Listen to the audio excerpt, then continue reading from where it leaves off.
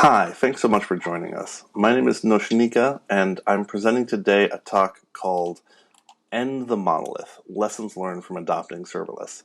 I'm Noshinika. I'm a serverless developer advocate with New Relic. I mainly specialize in AWS Cloud applications and again focus quite a bit on serverless. So let me give you a quick map of what we're going to cover in this talk.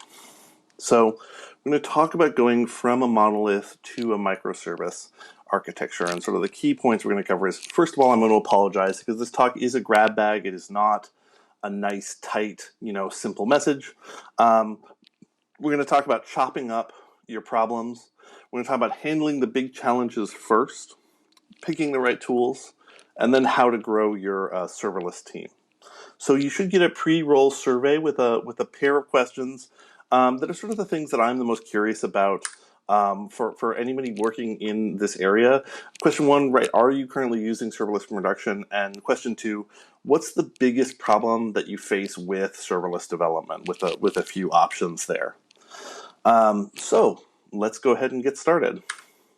So this talk, as I mentioned, this talk is a grab bag.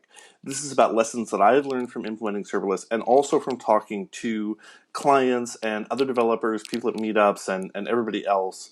Real world user stories, which don't come out with a simple, the world is flat or 4-hour work week kind of nice, tight little message.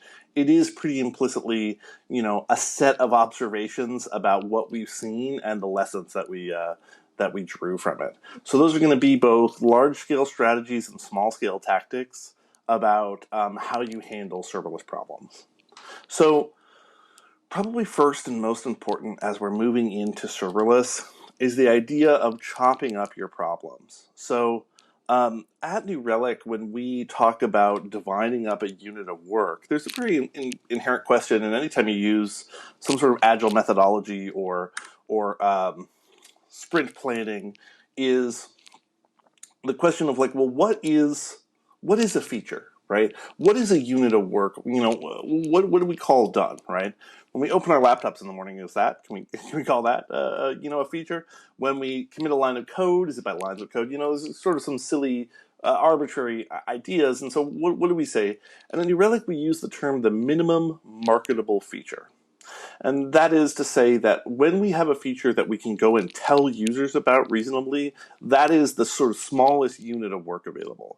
So if, for example, we decrease latency between the front end and back end, but that decrease in latency is not something that the user is necessarily going to notice, and it's not something maybe that they've complained about before, then that's probably not a marketable feature, meaning that we need to roll that work up with others to make that minimum size marketable feature. So we do want to encourage us to think small, but we want to think in that size when we talk about features.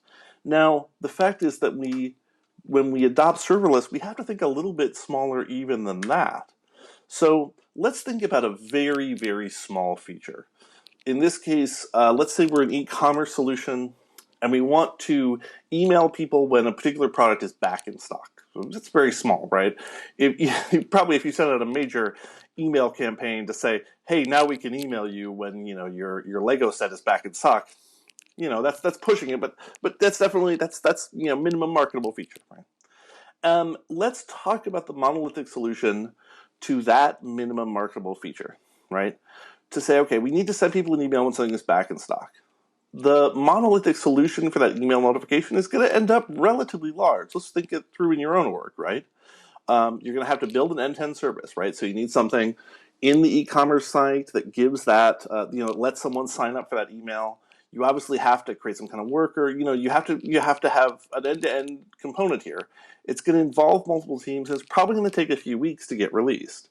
So when we sit down with our serverless tools, it can be very hard to see, okay, maybe I'm empowered to create and release a microservice, but how do I solve this problem? So the fact is, even for this very small feature, let me go ahead and read a quote, and I apologize, a little bit of text, but it's worth reading in full. This is from Sheen Brissals. I mentioned Lego sets before because I was thinking about Sheen, a very, very smart person over at Lego, who said, engineers who do not have exposure to microservices may find it difficult to grasp serverless development. Remind them that any complex problem can be tackled bit by bit.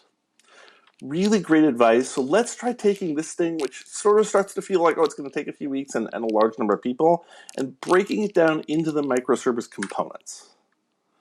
Even that email notification, right, has at least 4 parts, right? We want to say we want an email registration component on the front end. We want a product status check. We want some kind of stock notification agent that's going through and checking this and sending that out. And then we want something that dispatches emails. Now, when we have these individual components, I believe that, again, if you're empowering your team to deliver microservices, that they can start to look at this board of 4 things and say, okay, I can take one of these, right? The tools that I have make this quite possible. So, yeah, we have to be able to chop up our problems into smaller and smaller pieces to be able to make microservices make sense. Otherwise, we're going to end up trying to implement all the way across the map, and that's going to be a lot more difficult. So let's talk about handling the big challenges first. And sort of in retrospect, as I think about this, I say, find these tiny problems and chop them up smaller, and then I start saying, handle the big problems first. But I use the term challenges to try and get a little bit of distinction with that concept. But how do we handle the big challenges first? What I mean here is that when we go to adopt any new architecture, and you sort of go, we go to the online meetup, and we say on the online meetup at the online, bucket full of soda and ice, and next to the online pizza, we say, hey, I'm going to adopt this new architecture, and people start to mention a whole lot of concerns and problems with that architecture. They may not be warning you against it, but they just want to tell you to be prepared. It can be very hard when you're looking at that whole map of possible problems to identify, okay, here's the stuff that I actually really need to be prepared for along the way. And so it can be very helpful to try and identify what are the biggest challenges that people face as they adopt this tool set.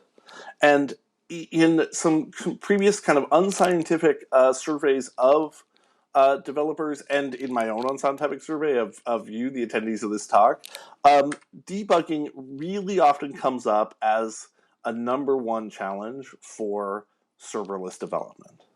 So I'm going to read another little long quote. This is from Patrick Steger, who works at Triangle Serverless, and very smart fellow, who said at a recent meetup, he said, I can scale serverless as big as you like. A random 500 error that I can't diagnose, that's what gives me hives, right? So, many of the traditional challenges that we have from running a web application stack, they really aren't that applicable to a serverless world.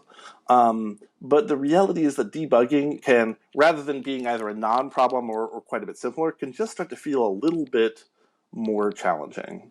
And so, while this definitely is not a pitch deck, it is, the reason that I am specializing in serverless at New Relic is because observability really is a challenge that developers face before they face problems with complexity and before they face problems with cost. Probably cost is the number 1 problem that people talk about when they talk about serverless. And in general, people's real world experience is that it's the debugging, the understanding problems that sort of comes out first. So let's think about the example that Patrick gave us, where he said, hey, I have a random 500 error. Maybe one of my API endpoints is returning a 500 error. How would we even start to take apart that problem? I have another little table of chopping up a problem here. And think about, here are the things that we might like to be able to observe to be able to understand the problem. And I mean, how this can feel at least more challenging than maybe a traditional bare metal environment or virtual machine, right, is that since we don't have access to a single running server and a single running runtime that we can go and see at any given point, there's a certain sense of confidence and maybe actual confidence that comes with that, where we're able to say, okay, I can go and look at this running server, I can go and look at what it's logging and what other messages it's producing, and I can start to get a sense of what the problem might be. Maybe I can alter it in a live way, and since it's handling so many requests, I'll get data rather quickly. But that just isn't necessarily the feeling when we're working with multiple serverless components. So here's some questions that we might like to be able to answer. We might want to see the error rates on every single component, right? We want to say, hey, API Gateway's not going to throw errors, but is the Lambda that's handling and routing those requests, is it throwing errors? Is another piece, a secondary Lambda throwing a bunch of errors? Is maybe our database, what piece has an observable error rate? Next, we'd want to see what's our throughput on the most back-end component that we have. So, when we have errors from an API gateway, we want to see, does the request even get to the back point of that service? So something like database throughput can be enormously helpful here to understanding this problem, just to see, hey, are we dealing with some kind of actual, it's a term people roll their eyes at in HR circles, but very applicable here, right? Do we have a pipeline problem, right? Do we have a request that's failing before it ever even gets to the database? That's important, right? Because it means if so, at any time we spend debugging how the database is working, if it's really, has a sudden drop in throughput, it's probably not applicable. So the next thing to look at would be our changes to our permissions. And so like AWS Cloud Trail can be very useful here. Especially once we suspect that we have, requests not reaching the component, any changes to permissions are something we really should take a look at. And then finally, we want to take a look at deployment history. So we'll talk a little more about infrastructure as code, but obviously, if you are copy and pasting, code into your Lambda dashboard to run your serverless compute, right? That's problematic because it makes it tough to see when that code has changed. So it's much nicer to be using some kind of code repository where we're able to go in and see when code changed and by whom is helpful, right? Not for placing blame, but for trying to get understanding, trying to see who we should talk to about a change. So one concept that I'd like to share a little bit is that the speed with which we can read a dashboard has a direct effect on observability. So, I've used two terms here a little bit, both debugging and observability. And observability is a big buzzword on the West Coast of the US among, tech organizations. It hasn't necessarily reached that way beyond that. And a number of people will sort of think that it's like actually a branded term for a particular company. But what am I talking about when I talk about observability, which is such a big term, and it's obviously one that New Relic uses a lot. With observability, we should be thinking about the first half of our time to resolution. So this is the time between facing a problem and understanding the general mechanism of that problem. So in my example of this 500 error, if we could, the time between us saying, hey, we're getting some errors, and saying, hey, there is no throughput to the database, so requests are not reaching the database, and maybe secondarily requests are stopping here, by about then we probably have some understanding of the problem. So the speed with which you can read trends really, really matters for that level of understanding and for how quickly we can resolve issues. So the only reason I mention this is because it's really important to think of that distinction when we may be getting all of the data, sort of whatever dashboard or whatever viewport we have, but that doesn't mean we necessarily have great observability. So for one example, if we were to go into our application code and add logging to every single line of our application code, the amount of information, the amount of monitoring we would be doing would increase by quite a bit, but the actual observability might have even dropped because our ability to sort through all those logs, we're not seeing what's interesting, we're seeing everything. And not to mention our pretty significant logging bill at that point. So it's important to realize that the speed with which we can use and understand data really affect how quickly we can resolve an issue. So this right here in this slide, this is a tiny vision. I'm not asking you to read any of the text in this little image here, but this is a Prometheus and Grafana open source solution to doing that same observability. And even in this example, and it's small on purpose because even here, you can start to see that there is some kind of trend here, right?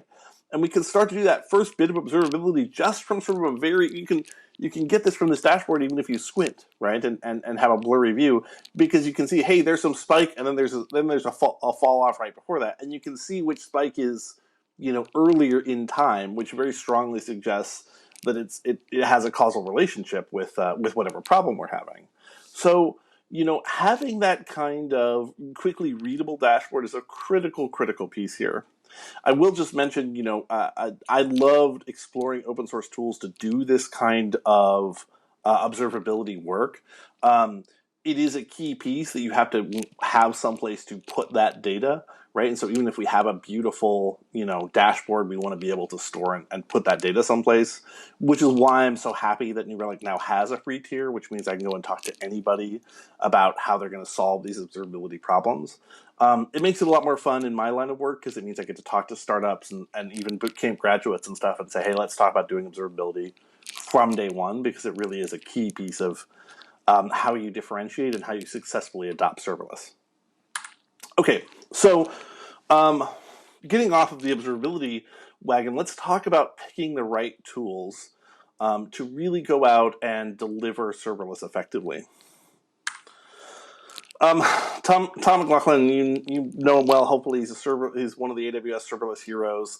Runs DevOps After Dark, and said this during a conversation. Always stuck with me.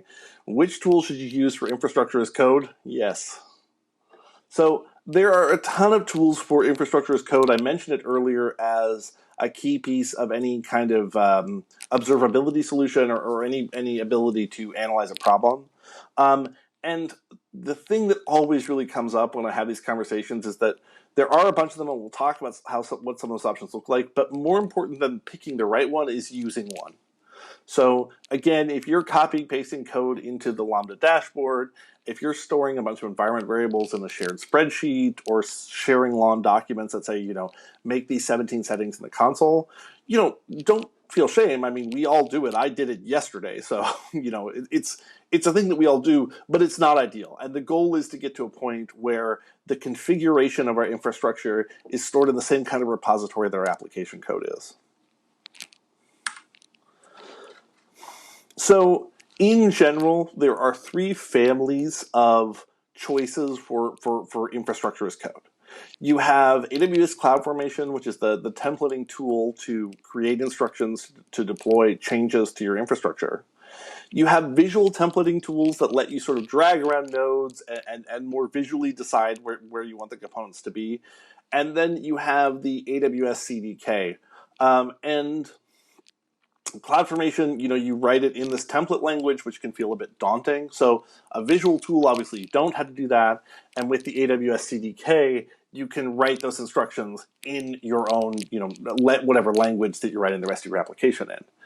The CDK kind of, it's less necessarily a template, right? You might be writing migrations or other instructions in your own code. These are all totally reasonable tools to use. As with the previous slide, I'm saying, use one of them. It's not about always picking exactly the right one.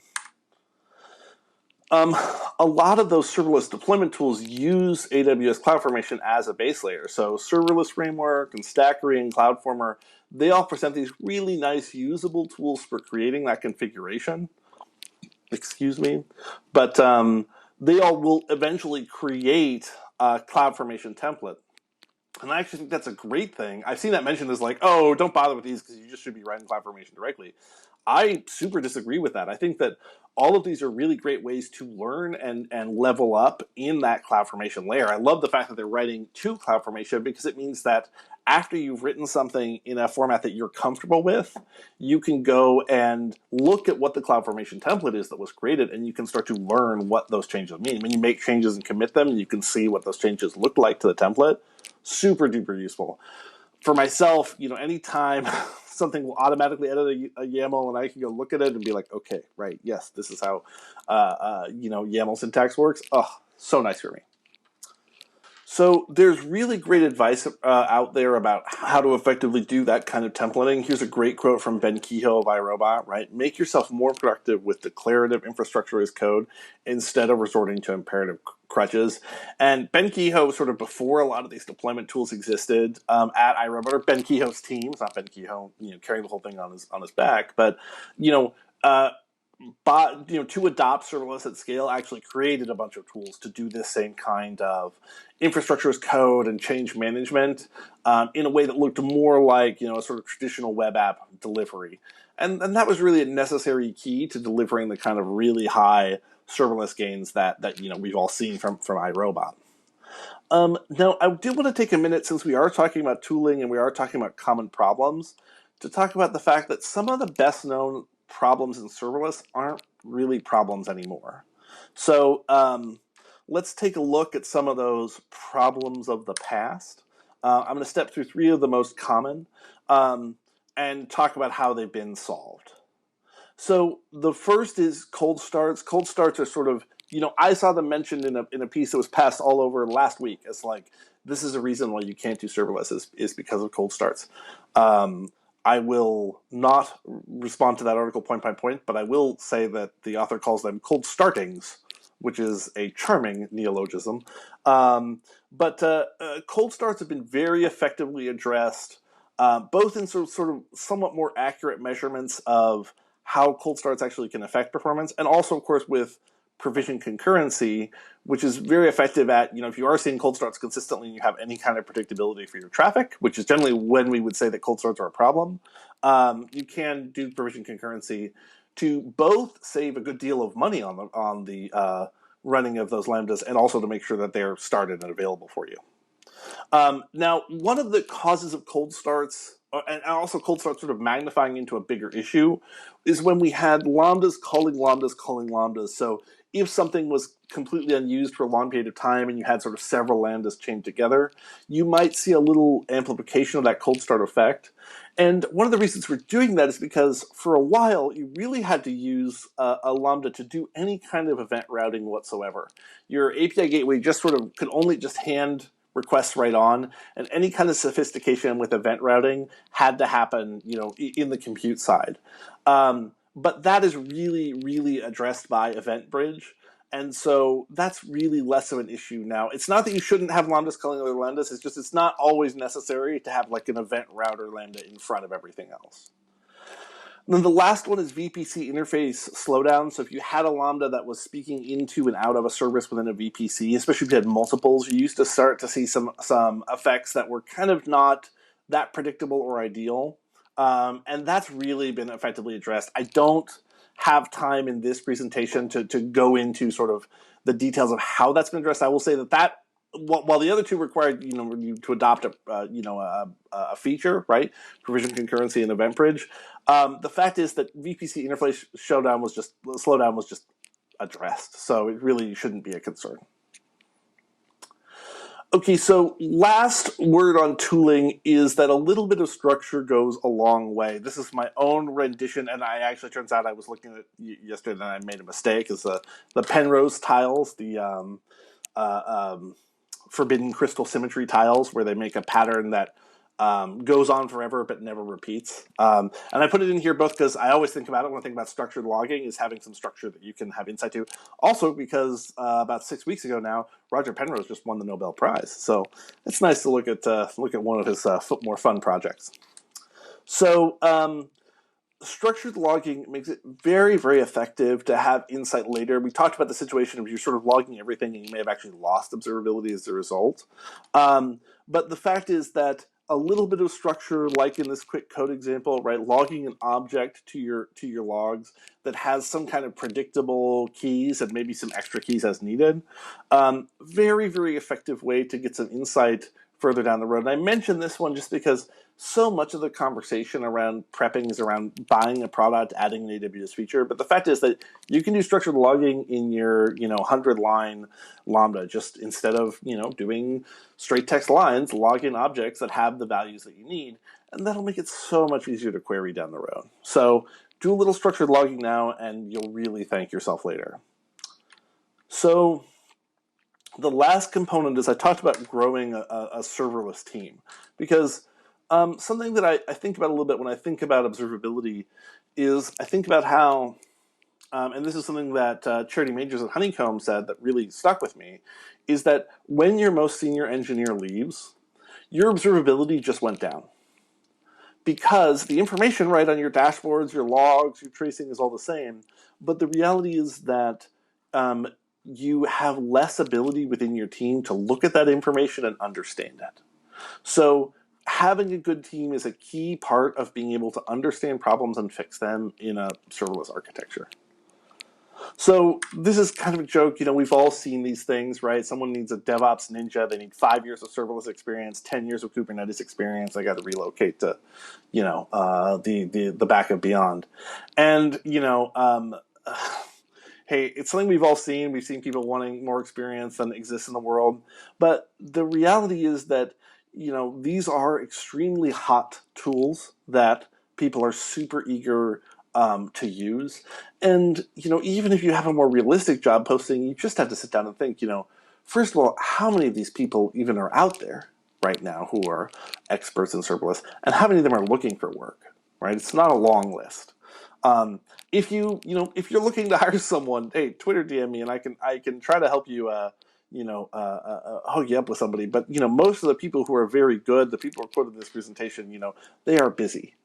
Right? So a really key question becomes, how do you create the team that you need with the expertise you need to adopt serverless? So I would think of this, this is a really great thought, is that great serverless teams aren't hired, they're grown. And this is not my analogy. This is actually Sheen Brisal's analogy that really stuck with me as well, is that you need to find the right seeds, you need to give them you need to find the right soil, and you need to give them the sunlight that they need. So let's talk about how to do that. Your seeds these are the people who are going to have the most to contribute to a team working on a new architecture. And that's going to be a combination of people who have great experience and are always interested in relating their experience to new environments, who aren't just trying to, obviously rebuild a large monolithic app on serverless, which isn't going to work at all, but are also, excited to adopt that new thing. It may also be, and often is, people with less experience who are going to grow into these roles and are excited to learn and expand.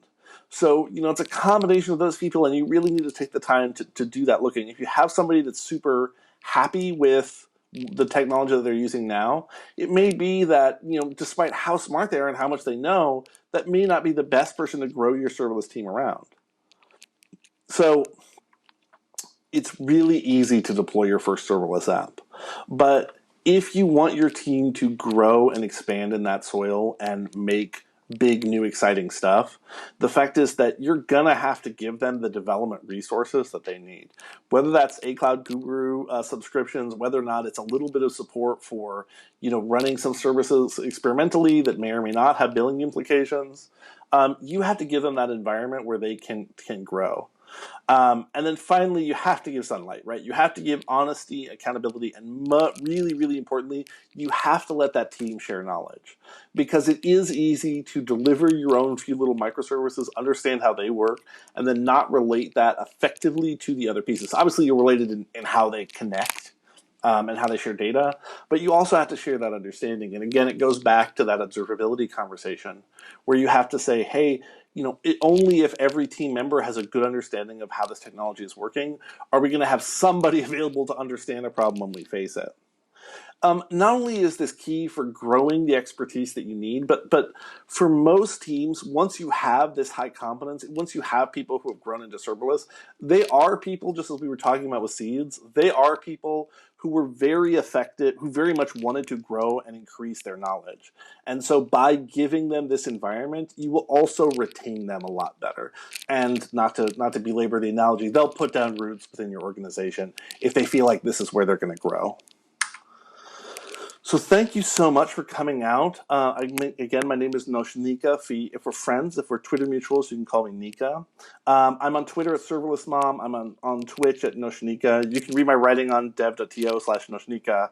And you can reach me at nf@New Relic if you want to chat via email. Do take a moment to fill out the survey. Thank you so much for coming out. And I'll be on the chat this afternoon on our sponsor page at the New Relic sponsor page. So I look forward to speaking with you again. Do go ahead and check me out on Twitter or Twitch, and we can speak directly. I'm on there streaming twice a week, building AWS stuff.